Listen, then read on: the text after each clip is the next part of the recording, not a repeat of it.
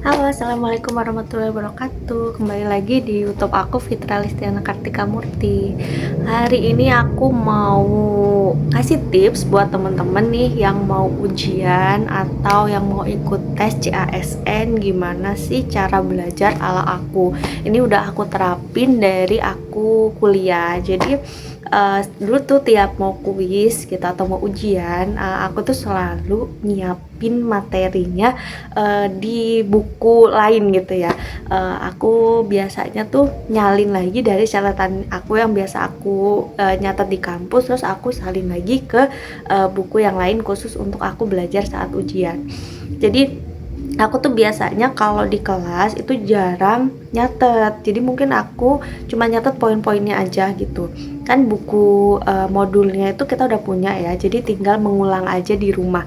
Nah pas sampai rumah aku tulis ulang tuh apa yang tadi aku catet di kampus. Tulisannya tuh kan masih acak-acakan ya, jadi masih poin-poinnya aja, terus aku catet ke versi yang lebih rapi, dan itu membantu aku mengingat atau mereview materi tadi yang habis dipelajari gitu.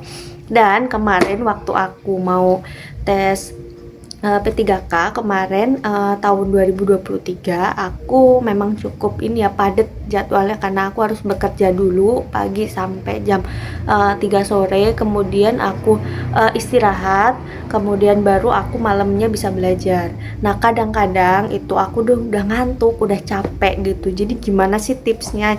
Jadi aku tuh kan biasanya kalau tes itu kan udah ada kisi-kisinya ya. Yang pertama pelajari dulu kisi-kisinya. Setelah itu kita P3K itu agak beda ya sama PNS karena tesnya tuh beda. Kalau di P3K itu ada manajerial, sosial kultural gitu. Nah itu biasanya aku dulu belajar di YouTube-nya Lili Hernawati. Nah bisa teman-teman cek di YouTube-nya Kak Lili karena di sana lengkap banget materinya, dan itu bener-bener soal uh, hampir mirip gitu, bisa dikatakan 98% tipe soalnya sama, dan juga cara menjawabnya itu juga dari kasih tahu. Jadi kita tuh bisa tahu loh tips dan triknya gimana kalau menghadapi soal-soal itu. Nah bedanya kalau misalnya kita di Kementerian Agama daftarnya kayak aku dulu, itu nanti ada tes tambahan, ada tes namanya moderasi beragama, dan itu juga dulu aku download modulnya dan pelajari soal-soalnya di YouTube-nya Kak Lili. Nah, buat teman-teman yang di luar Kementerian Agama mungkin beda ya tesnya, tapi kalau di Kementerian Agama itu ada tes tambahan namanya moderasi beragama.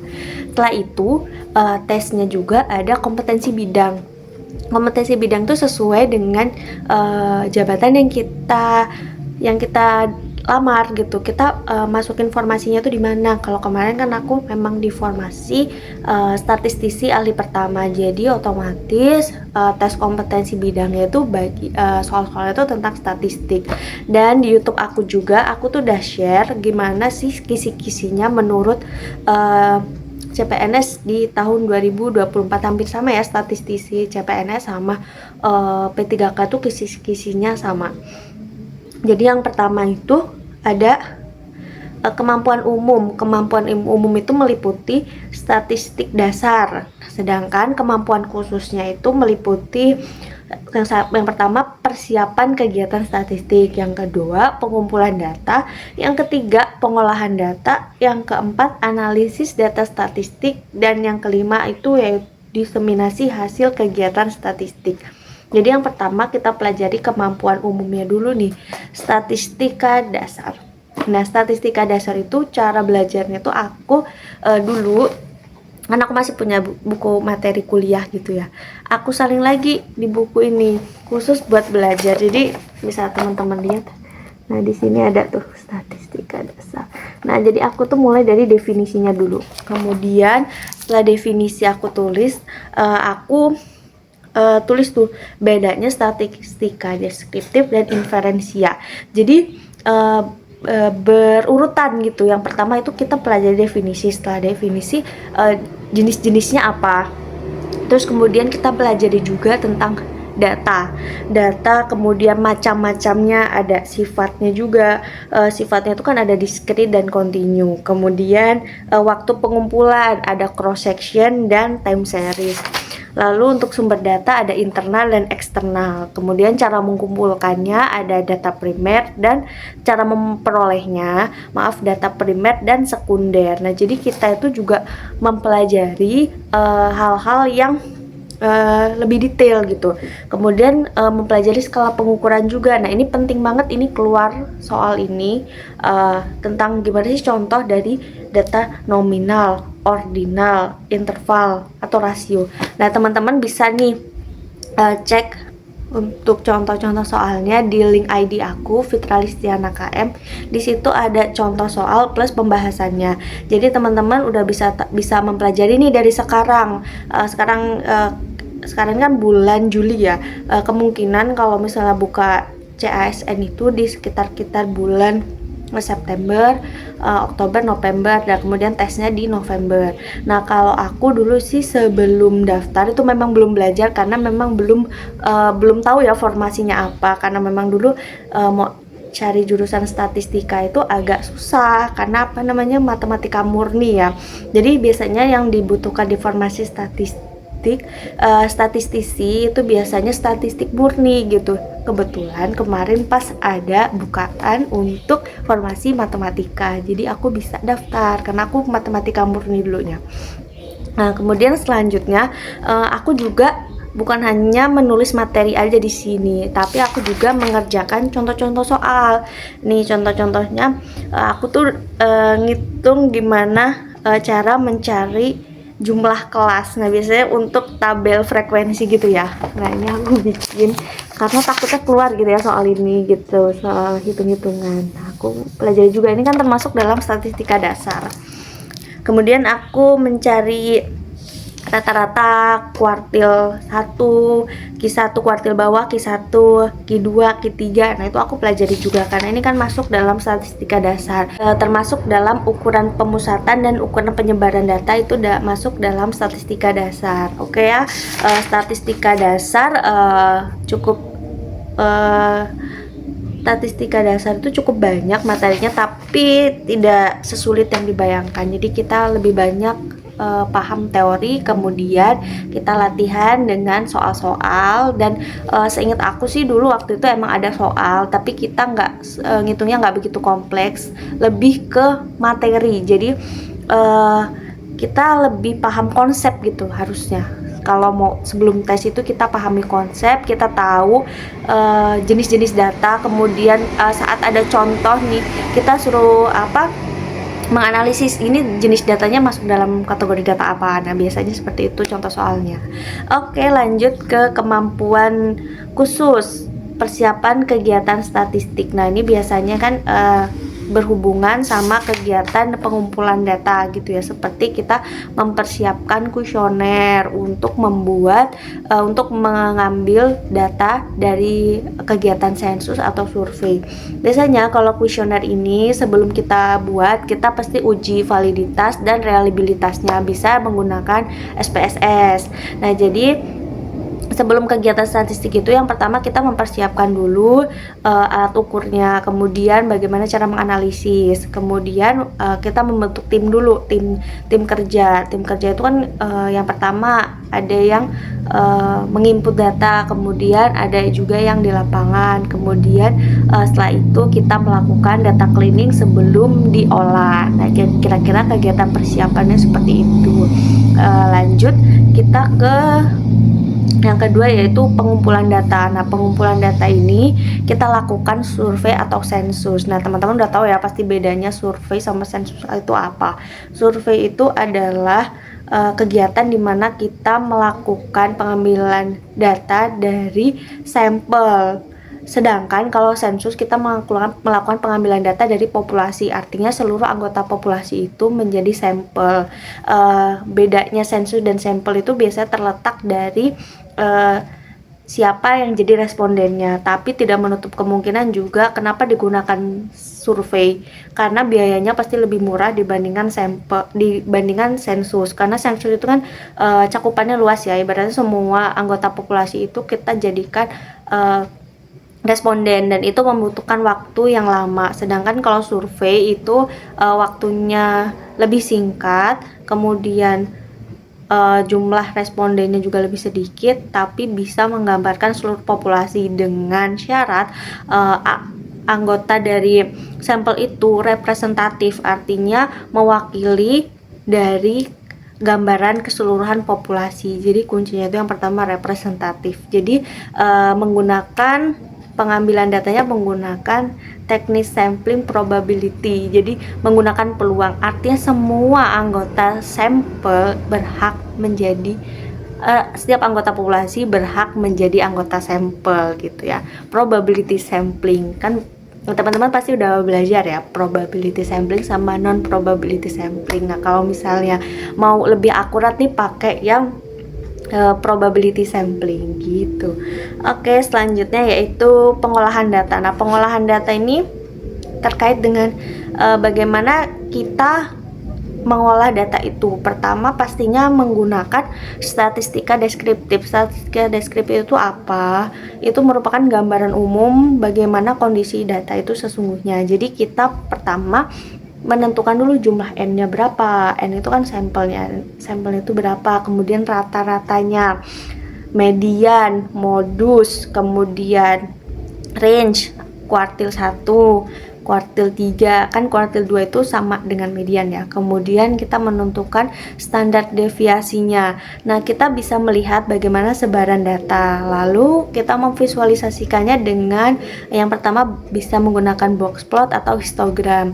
Biasanya aku pakai box plot dulu nih. Kita mau lihat apakah ada data ekstrim. Data ekstrim itu tidak hanya ada di sumbu atas ya, tapi juga ada di sumbu bawah. Jadi kita mau lihat dulu nih data ekstrimnya ada apa enggak. Nah, jadi kita pertama lihat dulu bagaimana kondisi data melalui statistika deskriptif. Selanjutnya jika kita mau menghitung rata-rata nih ya, bagaimana sih kondisi data ini rata-ratanya ada di berapa. Nah, kita bisa menggunakan Minitab atau SPSS, tergantung teman-teman nih nyamannya pakai apa. Jadi kalau aku sih lebih ke Minitab dan SPSS, tapi lebih banyak menggunakan Minitab.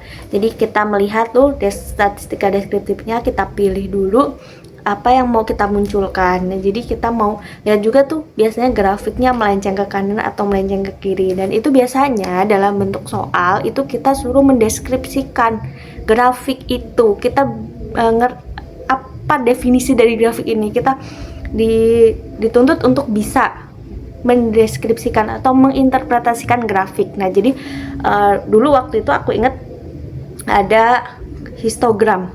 Nah, kemudian ada soal narasi, manakah pernyataan yang benar. Nah gitu, jadi kita harus paham dan teliti terhadap data-data yang ada di grafik itu. Nah, bentuk soalnya kira-kira seperti itu.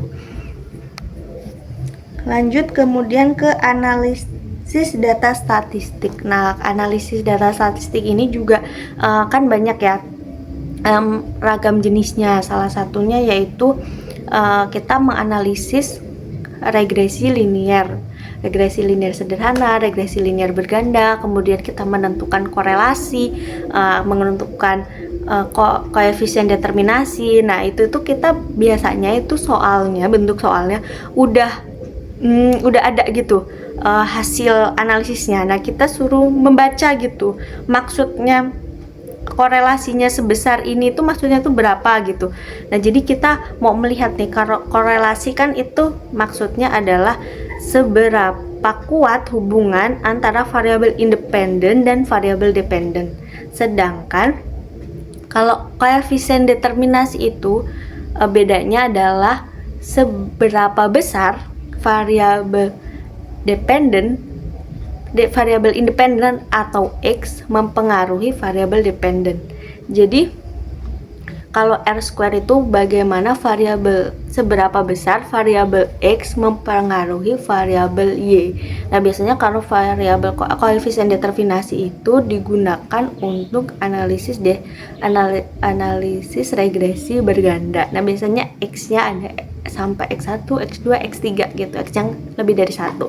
Nah, jadi kita suruh mendeskripsikan maksudnya R sebesar 0,9 itu maksudnya apa gitu, R square sebesar 0,9 itu maksudnya apa. Jadi kita suruh menganalisis. Nah gitu, biasanya hasil analisisnya tuh sudah disajikan. Nah kita tinggal mendeskripsikan saja gitu. Kemudian diseminasi hasil kegiatan statistik. Nah, diseminasi hasil kegiatan statistik ini bisa dalam bentuk infografis. Kemarin kebetulan yang muncul di aku itu soalnya adalah infografis. Jadi infografis itu kurang lebih digunakan untuk bagaimana sih kita menyampaikan data ke masyarakat luas, tapi dengan bahasa yang sederhana, menggunakan animasi, dan data itu mudah dimengerti gitu. Jadi gunanya untuk itu. Jadi dulu itu ada muncul gambar apa namanya, infografis. Nah di bawahnya ada soal gitu, disebut apa gitu gambar itu gitu loh. Nah ada pilihannya, ada infografis. Yang pertama kan infografis, histogram, poligon gitu. Nah ada berbagai pilihan. Nah itu jawaban yang paling tepat adalah infografis. Nah soal ini juga ada di link ID aku. Jadi udah aku bahas nih tipe soal yang berkaitan dengan diseminasi hasil statistik. Nah jadi buat teman-teman kalau yang mau belajar, mulailah dari sekarang, karena kan kita udah mau dekat akhir tahun ya.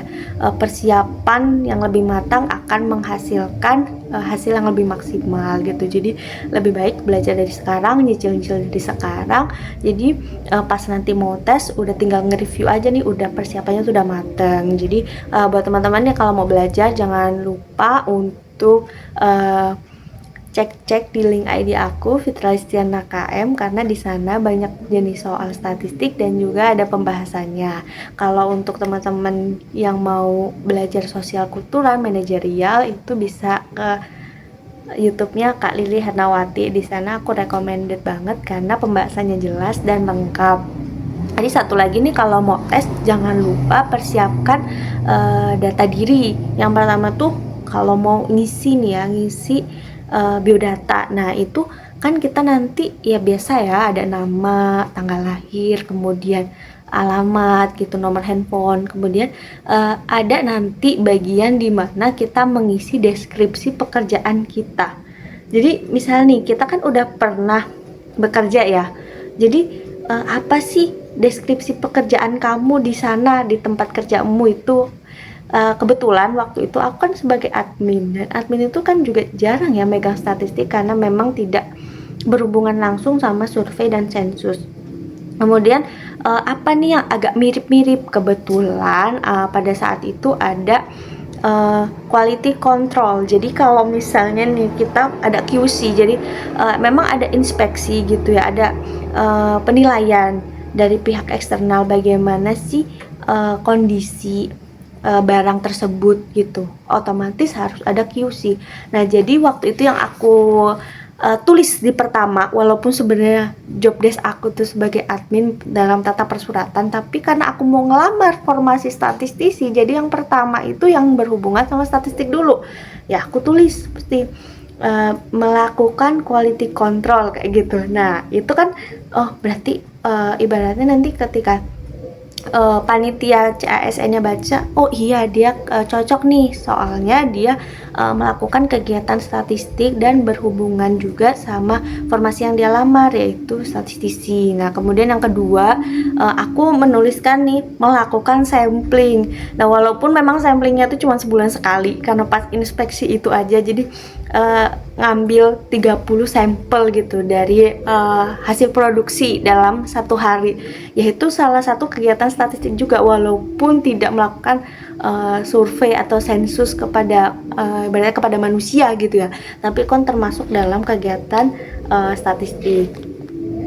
Nah setelah itu aku juga melampirkan kegiatan-kegiatanku yang lain, pekerjaan-pekerjaanku yang lain. Setelah pekerjaan-pekerjaan yang berhubungan sama statistik itu aku tulis di nomor 1, 2, 3, 4, sisanya menyusul gitu.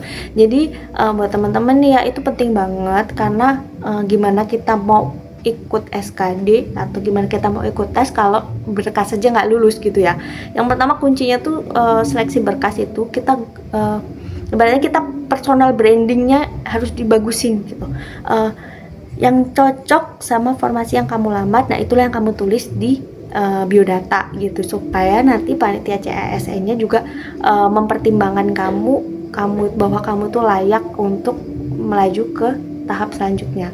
Mungkin itu aja yang bisa aku bahas di video kali ini. Kalau teman-teman mau ada yang dibahas untuk video selanjutnya, boleh komen di bawah. Terima kasih sudah menyaksikan. Wassalamualaikum warahmatullahi wabarakatuh.